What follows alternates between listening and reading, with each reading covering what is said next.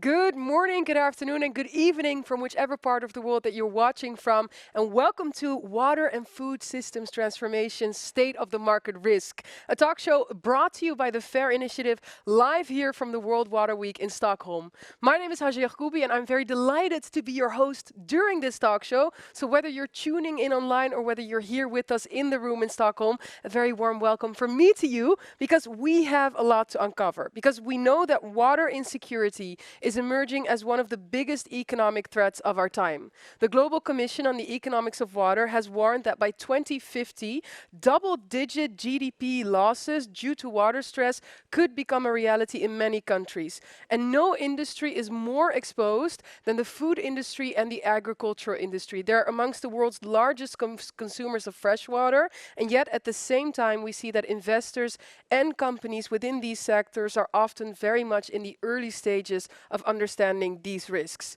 That is where today's conversation begins, because just last week, the FAIRR Initiative officially launched its new report and investor primer on water security in the agri-food value chain. It outlines how water risks are impacting financial performers, but also, and more importantly, what concrete steps investors can take to mitigate this. And today, we're going to unpack some of those key findings of the report. We're going to explore what investors, economists, and policy actors can do. And we're also going to identify what we still don't know. So, a lot to uncover, but luckily I am joined by a stellar lineup of speakers here with me. So I'm very delighted to be joined, first of all, by Simi Tambi, who is a climate and nature economist at the FAIRR Initiative and one of the authors of the new report. Simi, welcome to you. Thank you. Then we're also joined by Henk Ovik, who is the Executive Director of the Global Commission on the Economics of Water and former first ever in the world water envoy. A very warm welcome to you as well, Henk. And then last but certainly not least, I'm very delighted to be joined by Sophie Trimolet, who's the water team lead at the OECD. A very warm welcome to all of you. As I said, a lot to uncover, but maybe it would be fair to start with you, Simi, because as the primary expert on climate and water risks at FAIRR, can you speak a little bit more to the investor primer that you've launched? And also maybe if you could share a bit more how corporates are faring in terms of addressing some of these emerging water risks in their supply chain. Well, thank you, Hajar. Well, of course, I don't want to say that the corporates are not doing anything, because definitely a lot of these corporates are recognizing water as a material risk, and they are taking action, but a lot more needs to be done. And FAIRR Initiative is at a unique place to be able to gauge that, because we analyze a spectrum of companies, leading and laggard companies, the data and disclosure that they make. And as a result of that, we can understand, what are the areas of gap. And that's primarily the key reason why we wrote this investor primer. So one of the areas where we think that the companies really need to pull up their socks is really disclosing more on water-related risk. When we look at the water-related disclosures and compare them to other widely reported metrics, such as greenhouse gas emissions, we see that it is much low. Right. So that's definitely an area of improvement. And this is not just based on data from last year. This is the data that we analyze consistently as part of the Fair Protein Producer Index, which is a benchmark index of some of the key sustainability factors of biggest livestock companies. Another key area of improvement, which many of you may already be aware of, is, of course, disclosing the entire supply chain. Disclosing about the supply chain. And this is particularly true for livestock companies. This is because a lot of their water-intensive activities happens beyond their direct operations. But when we look at, the kind of disclosures that these companies are making, very few actually disclose that. Only one company actually disclosed feed from water stress sources out of the 52 we analyzed. Oh, wow. 7 looked at, revealed some partial data, but that is largely insufficient. And lastly, one of the key findings is also that companies should start setting more meaningful targets. And when I talk about targets, there again, we see that only 10 out of the companies, 10 out of the 52 companies that we analyzed had any kind of targets. And even when we closely look at those targets, a lot of them are around water efficiency. Now, that's great. It's important to have water efficiency, but it is also important to look at absolute water reduction targets. Right. Because only when we set those absolute water reduction targets can, the pressure at the basin level be reduced. Yeah. So those are some interesting things that, we uncovered as a part of our assessment. Yeah. Please have a look at our report, go to our website, download it, and get in touch with us for any further questions. Yeah, and I mean, I love what you said. And with the last part, the meaningful bit, is that what you're alluding to? That like actual absolute sort of reduction that would make it meaningful? And I mean, the other 2 points you spoke to, they really speak a lot to transparency, right? So water-related disclosure in a broad sense, but then also doing that throughout the whole supply chain so that we can go from transparency basically to transformation. Taking all of that into account, Henk, if I could go to you as the Executive Director and Founding Commissioner of the Global Commission on the Economics of Water, how do these FAIRR findings sort of relate to the Commission's macroeconomic perspectives when it comes to water risks? Well, relating it to the food sector, and the Global Commission on the Economics of Water really assessed the full hydrological cycle, which is like you could say a compounding risk in the context of how we depend on freshwater availability. And one of our missions forward is about food.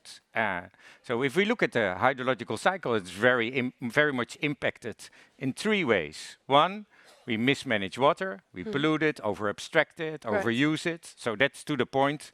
We have to reduce our reductions, reduce our abstractions, and really be more sustainable. But third, of course, is climate change. But the second is the way how we use our land. Water, especially rainwater on land, does not come from evaporation, which is where we have to reduce our freshwater use, but from transpiration. That comes from our nature, biodiversity, our soils. Over 50% of our rain on land depends on that. So when we look at agriculture consumption, for instance, we always look at the big numbers of 70 or 80% of freshwater consumption. But how they destroy land is way more disastrous for the rain they actually depend on. So there's an ongoing cycle in mismanaging land and mismanaging water compounded by climate change. Right. The second part is finance in the food sector. We have $350 billion of subsidies going into the food industry every year, not to eradicate hunger, but to produce more food. And each and every one of those dollars is like a Ponzi scheme in the context of water security, because those dollars depend on water security.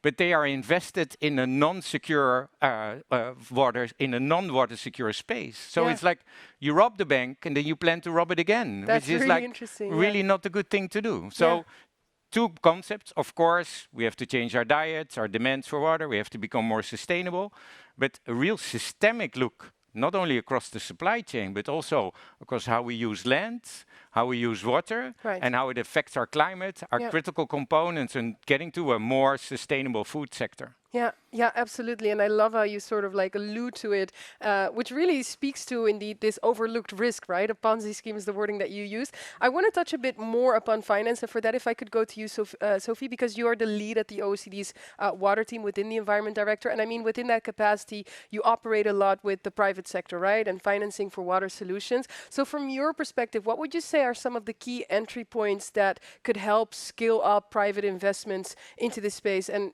are there also any specific bottlenecks that you could identify for us to understand why we're not doing as much so already? Right. So private investors, as in anything, will be looking for strong returns. And for that, we need to secure revenue streams for this type of investments. So revenue streams can come from multiple sources.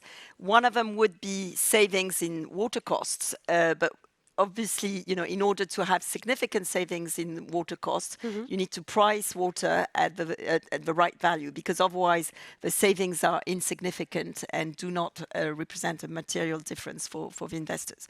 So that would be one first aspect, is to move water prices towards their true value, so that the savings can be material to the investors. The second type of revenue streams could be public funding, and you've talked about, agricultural subsidies. If we are able to reform agricultural subsidies so that they fund the right type of measures, they encourage water efficiency measures, then that could be a substantial source of funding.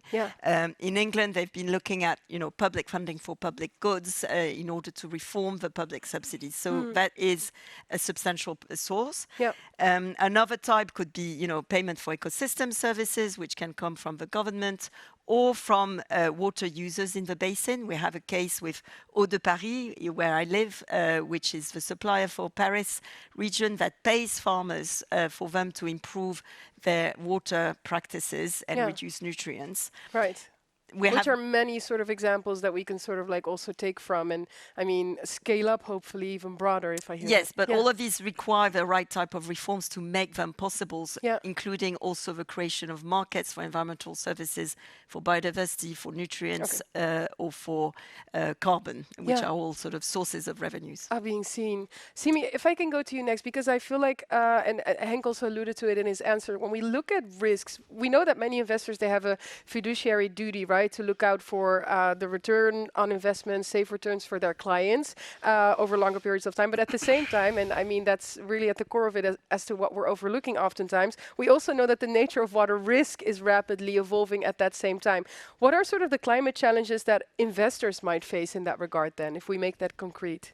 Yeah, I'm glad Sophie referred to the cost part, because definitely investors are going to be impacted in the sense that, you know, the returns that they get from the companies that they are invested in are likely to be impacted, particularly if the companies are operating from water-stressed regions.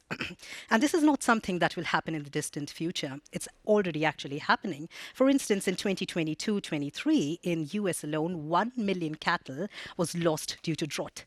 And that impacted farmers, that impacted the availability of beef available to some of the biggest companies. And Tyson, one of the biggest companies, actually reported that it was the most challenging time for beef.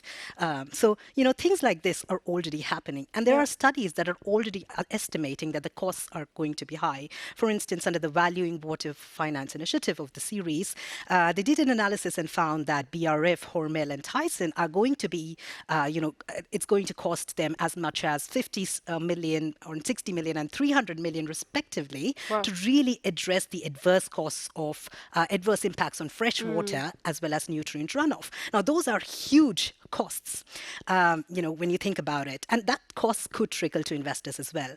But really, when we talk about the costs, the cost of inaction are actually going to be far greater, because there are already studies that show that cost of inaction is going to be 5 times greater than the cost of action. So that's the level of cost that we are talking about, and the scale at which it can impact investors could depend on the exposure of, the kind of exposure that they have to these agri-food companies, making it very important for them really to understand which are the leading companies that are doing well, which are the laggard companies, how do they engage with them, what kind of stewardship practices they have in place. But it's something we cannot overlook, if I hear it like that. 100%. I mean, if we take that further, let's look indeed forward as to what that could look like if we do sort of take more into account. Henk, if I could go to you, the Global Commission on the Economics of Water also advocates for aligning environmental sustainability, social equity, and economic efficiency, the so-called 3 E's.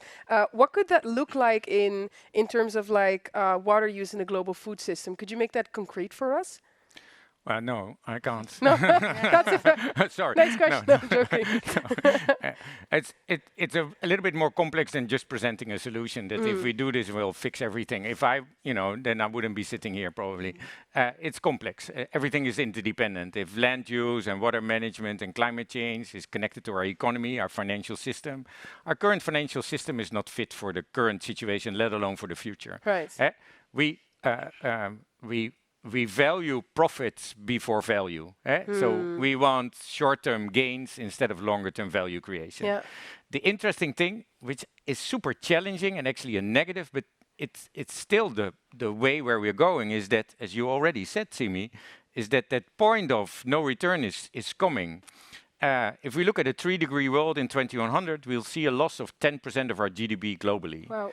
If we look at a 2-degree world, we only see a loss of 1%. So the moment where the stupidity of our current financial practices that still has a short-term profit but a longer-term loss, it will shift to a short-term loss. So already we're feeling the heat of water insecurity that we're causing ourselves.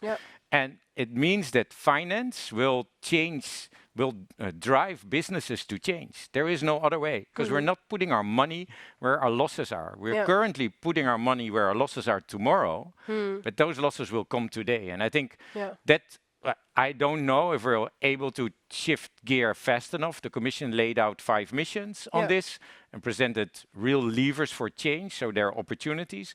At the same time, we also analyze changing systems takes generations. And if we put that on the scale of this century that we're in, those generations will feel the loss of what we're actually causing now. So I hope that the knowledge that we have and the insight the Commission presented is taken on by public and private sector to shift gear fast. Otherwise, we will only feel the negatives of that. Yeah, and maybe let's dive into that, because the report that you've launched last week, it does propose 3 intervention points for investors. Simi, could you talk us through those? Could you just guide us through what they are? Of course. So the first key finding, of course, one of the key things that investors can do is really encourage companies to disclose more on water-related risk and also disclose more on supply chain. And the second key finding would be really to, encourage and create an ecosystem where some of these metrics can be more comparable. Right now, a lot of companies are reporting on a lot of water-related risk metrics, but they're not really comparable. For instance, if I give the example of the livestock industry, there are some disclosures on water withdrawal, there are some disclosures on water intensity by sales, but how do we compare one with the other?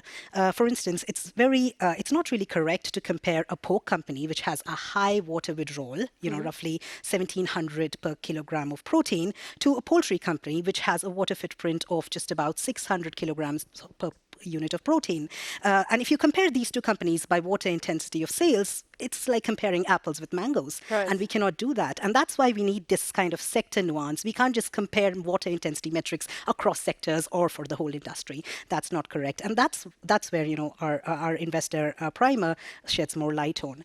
And the third most important thing is, of course, setting more meaningful targets. It's not important to just set targets. Set the right kind of targets. And I know there's there's a lethargy with too much disclosure, but we are moving in the direction of right kind of disclosures. And that's the direction that we really need to move on.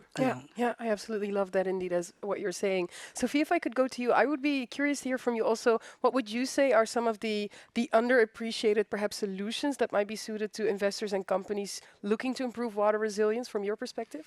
Yeah, so I think what is important to see is that the investment needs are very diverse in terms of improving water resilience. Because if you think of a small-scale farmer looking to improve its water efficiency, what they may need to do is adopt agroecological practices, change their crop types, move to rain-fed agriculture, and all of this generates transition risks.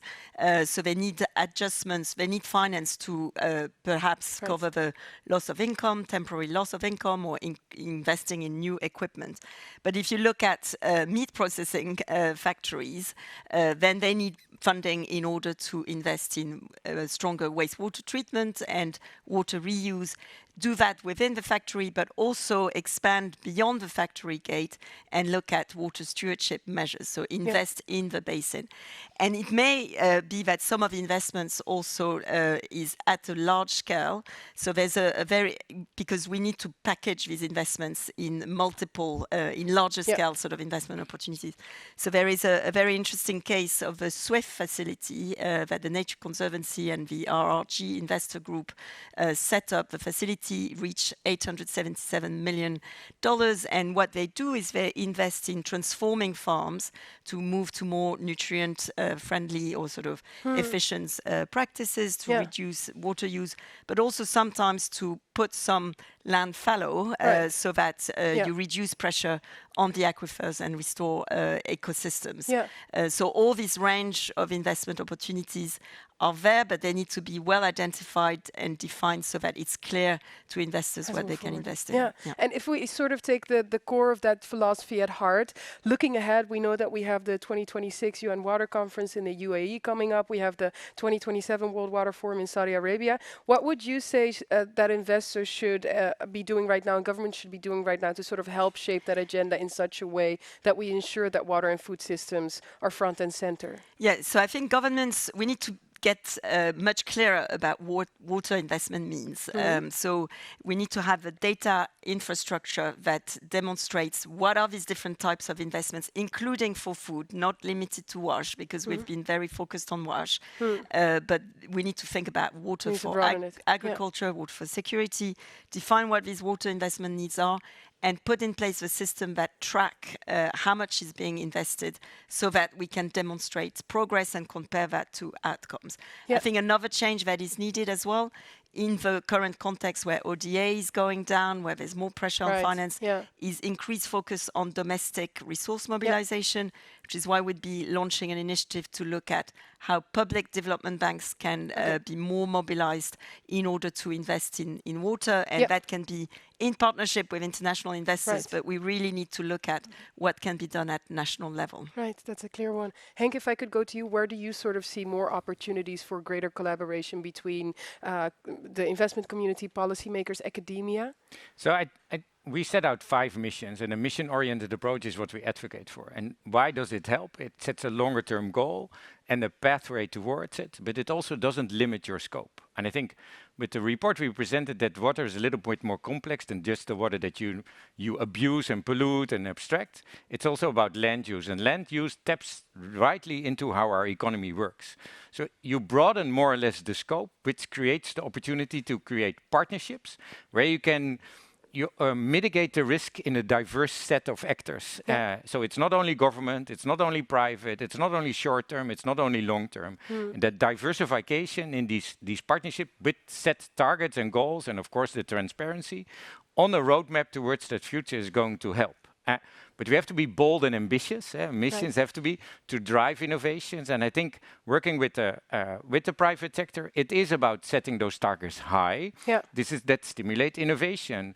That means that governments have to stick to their promises. Consistency and continuity are not key assets of governments. But in the context of change, we have to learn governments to be consistent and continuous to that promises, because that helps drive the information and get your value for your partnership and your money. So I think the longer term, mission-oriented, a broader scope, land use and water in the context of climate, and driving innovation, supporting innovative and catalytic practices to ensure that we get on the right track. Right. I mean, that's a broad paradigm shift indeed, as you say, and we need to be bold in order to enable it. Finally, Simi, if I can go to you, based on everything that we've discussed today, what would you say is, what would you also say is the one shift that you believe that the private sector needs to make in mindset or in practice that can sort of ensure that we have this long-term strategy where we integrate water risks more profoundly?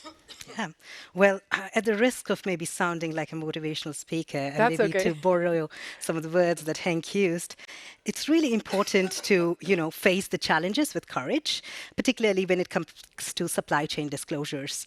Supply chain disclosures are tough, but, if investors can work with companies and companies can work with their suppliers and create that collective action ecosystem, then it's really powerful. And I think just believe in that powerful effect and keep doing the work that, a lot of these companies and investors are doing. Yeah, thank you so much. I have nothing to add to that. That was perfectly said. I want to thank you all so much. Thank you for everyone here in Stockholm for being in the room with us. And of course, to everyone tuning in, thank you so much. And let's keep on spreading the message forward.